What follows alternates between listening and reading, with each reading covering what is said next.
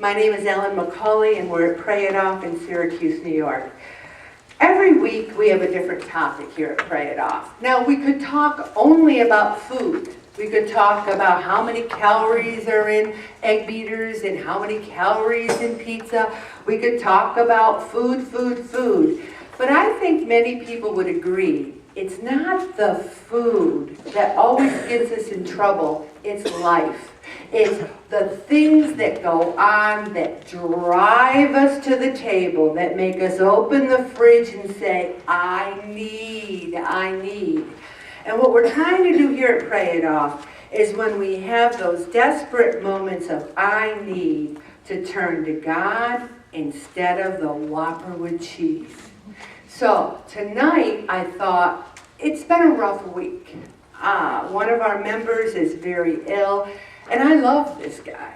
My own self, I've been in a lot of pain. I got to have some surgery. I'm a little nervous about it because I really have a lot to do, and I don't want anything bad to go on.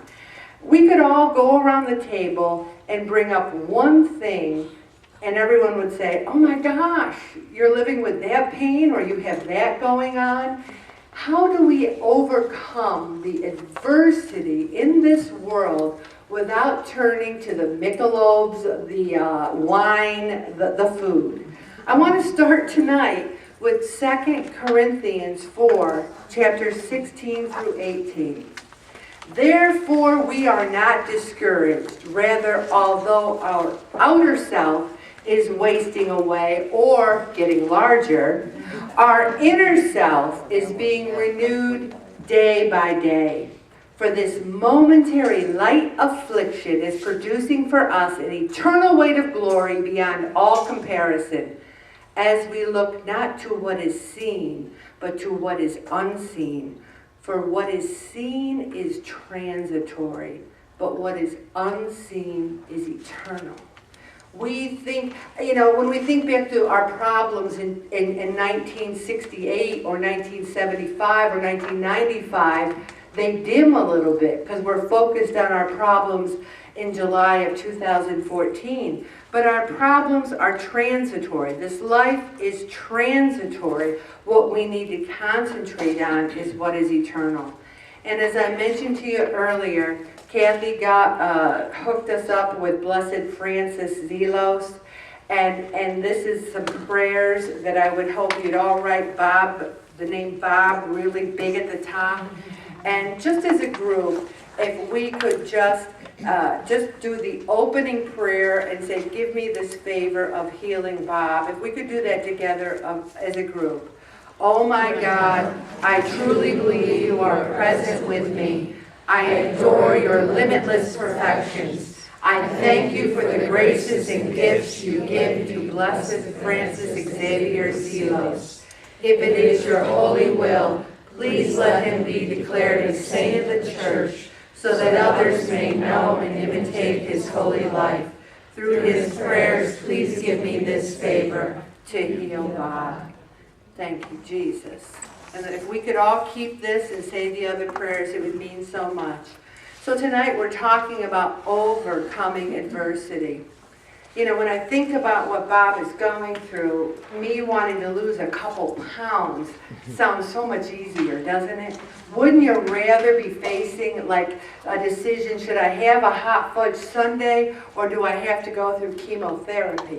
We really need to put losing weight in perspective and realize that it's a gift that we are here, that we're together, because there are things that happen that are beyond our control. We can't do a thing about them. And yet, if we turn to food and alcohol over those things, then we get into a lot of trouble. And so often, adversity builds mental strength, character, and endurance. I am a better person at 60 years old than I was at 30. I work in a place that a lot of people think might be depressing. They think, oh, how can you go there every day? I find the light of Christ there. I find I can bring joy there at 60. At 30 or 35, I might not have handled it so well because I've built up my own mental strength, character, and endurance over the years. So often we become mired down in the would-have, could-have, should-have, especially when it comes to our children or other loved ones. Let's say one of our children is having a serious problem. The first thing we think of is, maybe I should have done this. Or maybe this could have happened, or that could have happened, and we start really making ourselves a nervous wreck. Sometimes things happen. One time someone said to me, you know, we had a problem, and I was telling this person about one of our children, our son, and I said, I just feel such guilt, such blame, and she said, you know, when my son was valedictorian of the high school class, I felt very proud. I felt like I was a very good mother. And when he got arrested shoplifting at Walmart, I was the same mother. So where do you take the culpability? Where do you say woulda, shoulda, coulda? You have to take the situation at hand, roll up your sleeves, and see what you can do with it. Because if we're angry or if we're upset about things, it impedes our own recovery. And you know what? There's situations we have no control over. You're driving down the street, some drunk driver hits you, you're in an accident. What did you do wrong? Nothing. But there's some things, they're decisions you made that you're beating yourself up for. And sometimes it's decisions other people make that you're beating yourself up that you couldn't have done something about it. Those are the three categories that adverse situations fall in. You didn't do a thing about it. Getting a serious illness, like if you get, like even sometimes when people are overweight, ever find this, someone's getting lung cancer. Oh, John Doe has lung cancer. What do we say? What's the first thing we say? Did they smoke? Because we want to find some culpability there. Oh, they smoked? Oh, we didn't smoke? Sometimes these things just happen. Whether you smoke, whether you didn't smoke, we have no control. Also, everything in life is temporary. How do you like that? I love my house. I love my house, but my house is temporary. Someday, some other family, maybe with kids, will be living there. It's temporary. There's no do-overs in life. We just need to get back on track. There's people who are out there in PO group beating themselves up because they didn't do their food log this week and they didn't get weighed in, and they're sitting there going, I didn't get weighed in, I didn't do my food log. Well, guess what? You can't go back. This week you do your food log, this week you go forward. You get back on track. You get busy. You know, I've had kind of a rough year and a half myself, but did I lay in bed and say, there's something wrong with me, I don't know what it is? I just hauled my hiney up and I kept going and said, through the grace of God, I'll just either go forward or I won't. That's what we do. We go forward, take one step forward, we catch our breath. And each time you overcome adversity, you get stronger and wiser and can teach others by example how to do it also. Don't we love the witnesses that people give, the speakers that go out and say, this is how I did this is what I did, because you're sitting there going, could I do this? Could I overcome that adversity? Anyone can lose 100 pounds and go on the Today Show, but see them 5 years from now. That's when I want to see them. See them 5 years from now. Wow, they kept it off. Good for them. We need to not fear life's problems, but learn and grow from them. Because if we do what we've always done, you'll continue to get what you've always got. I love the people in this group, but there's been people who have been in this group for years, and every week they hand in their food log, and every week it's got the same things on it, and every week they don't lose weight because they're doing the same things. Now, if you kick it up a little, and you move more, and maybe give up the morning bagel and have egg beaters, or maybe Kashi cereal with almond milk, then you'll start to see some changes. Also, the only limitations we have are the ones we impose upon ourselves. Because life really is beautiful. And you know how I know life is beautiful? Because so many of us in the group had children. We have children. Because if we didn't think life was valuable and life was beautiful, we would have said, I'd like a complete hysterectomy because I don't want to bring children. And there are some people who've done that. This world is so bad, so terrible, I don't want to bring children into this world. But those of us with a strong faith, we say, yeah, it's tough. Yeah, there's problems. Yeah, there's adversity. But I want to bring children into this world so that they can love God, serve God, go forward and have a good life. We are free to choose how we want. So often I think we're spoiled. We think life should go a certain way.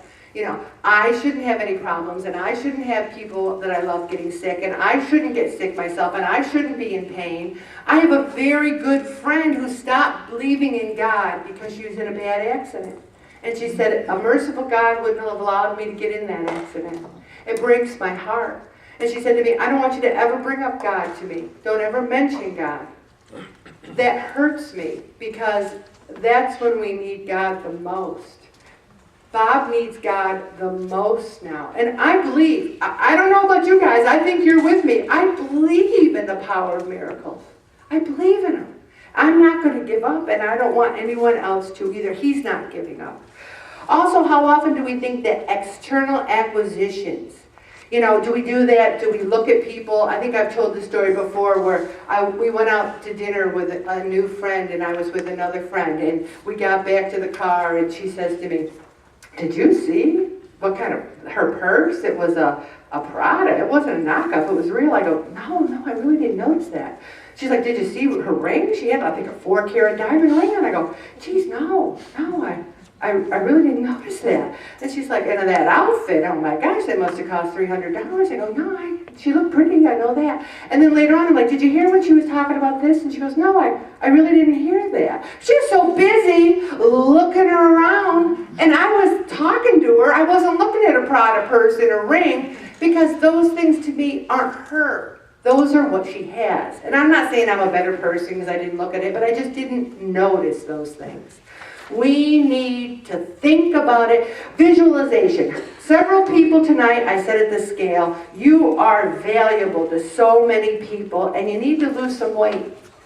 If I tell anyone in this group, you need to lose some weight, should that be a surprise to anyone? Isn't this a weight loss group? Please don't have your feelings hurt if I tell you need to lose some weight.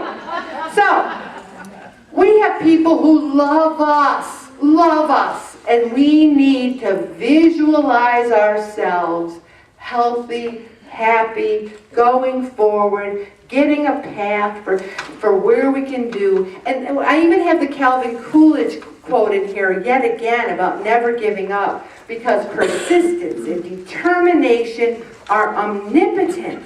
And it talks about so many people. Martin Cooper in 1960 told Motorola Company that he had this idea to have this portable phone, and you'd carry it around and people would use it, and people made fun of him. A portable phone, are you crazy? It'll never work. I mean, I don't know about you, but you see any teenager today, you don't even ever look in their eyes because they're down here scroll. You know, and then you look at Walter Payton. He was 205, 5'10", below the average size, but he kept working and building up his strength and endurance. Did he lay on the couch and eat bonbons? No, he worked, and he's won so many NFL records. We are born without the concept of failure. How many of you have said, why bother going to a weight loss group? It'll never work. I'll never lose weight. You know what, I'm just going to eat whatever I want because it doesn't seem to matter. I don't seem to lose any weight. I'm just going to stop dreaming and come back to reality. I'm just going to be fat. I'm just going to give up. I tried this already. It doesn't work. People ask me all the time what I think the success is to losing weight and keeping it off. And I say, you just got to keep trying. You're going to gain some, you're going to lose some. There might be a period of time where you gain a lot. You got to never quit. You got to eat less, move more, and the most important thing is you just got to keep on going.